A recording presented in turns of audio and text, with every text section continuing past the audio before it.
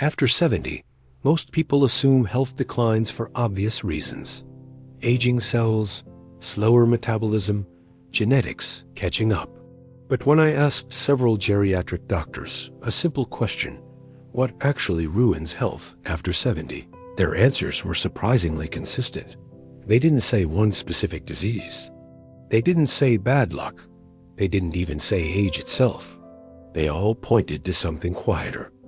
And the real question is this: what if the biggest threat to your health after 70 isn't dramatic, but gradual?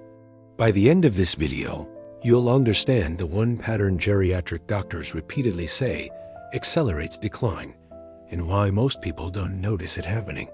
When I spoke with physicians who work exclusively with older adults, they explained that serious illness rarely appears out of nowhere. It builds on a foundation, and that foundation is often weakened long before symptoms feel urgent. What ruins health after 70, more than anything else, is gradual disengagement. Not one big withdrawal, not isolation overnight, but a slow reduction in physical, mental, and social engagement. One doctor described it this way: the body follows demand. When demand drops, capacity follows. Let's break this down. First, physical disengagement. After 70, movement often becomes more cautious. People avoid stairs, walk less, sit longer. They do this to protect themselves. But the unintended result is muscle loss, weaker balance, and slower circulation. Geriatric specialists consistently observe that the fastest declines happen when daily movement shrinks below what the body needs to maintain itself. It's not intense exercise that protects health. It's regular movement. When movement disappears, strength quietly follows. Second, mental disengagement.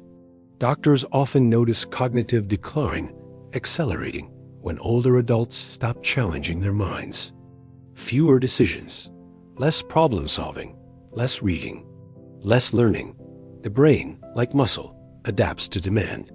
When daily mental engagement decreases, clarity weakens faster than expected. One physician explained that many patients assume confusion is inevitable with age. But in reality, mental passivity often plays a larger role than they realize. Third, social disengagement.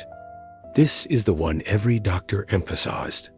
When social contact decreases, mood shifts, sleep worsens, stress increases, appetite changes. The body responds to loneliness as a physiological stressor. One geriatrician told me that he can often predict which patients will decline fastest, not by their lab results, but by how isolated they've become. Human connection stabilizes emotional health. Emotional health stabilizes physical health. If you're finding this helpful, you're welcome to like and subscribe to stay connected with more calm, practical guidance. Fourth, emotional disengagement. Some older adults slowly begin expecting less from life. They stop planning small activities. They reduce hobbies. They speak less about the future. Doctors don't describe this as depression in every case. Sometimes it's simply quiet resignation. But resignation reduces motivation.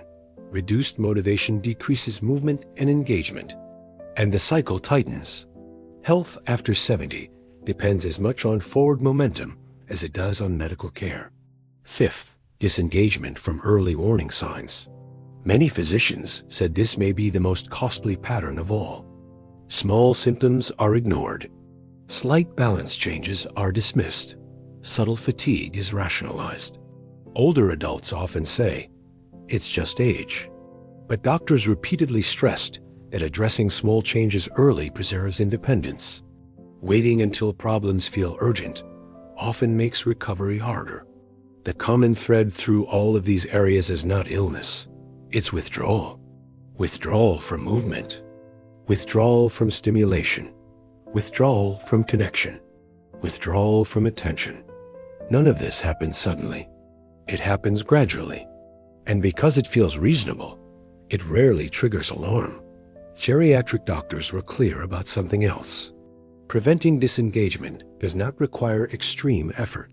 It requires consistency, Short daily walks, light strength exercises, conversations, reading, managing small responsibilities, staying curious, scheduling something to look forward to. Health after 70 isn't preserved by intensity. It's preserved by participation. One doctor summarized it simply: the patients who age best are the ones who stay involved in their own lives, not perfectly, not without setbacks, but actively. If you've noticed yourself pulling back in small ways, that's not a failure. It's awareness, and awareness allows correction. Re-engagement can begin gently. A short call, a brief walk, a small task completed independently, a new routine introduced gradually. Doctors consistently emphasize that the body and brain remain responsive well into the 8th decade and beyond. The key is giving them something to respond to. After 70, decline is not automatic, but disengagement accelerates it. You don't need to fight aging aggressively. You need to remain involved in your own daily life, because the pattern that ruins health after 70 is rarely dramatic. It's gradual withdrawal, and the pattern that protects health is just as quiet.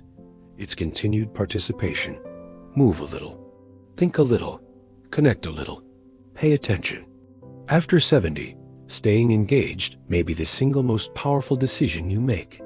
And according to every geriatric doctor I asked, that quiet consistency matters more than most people ever realize.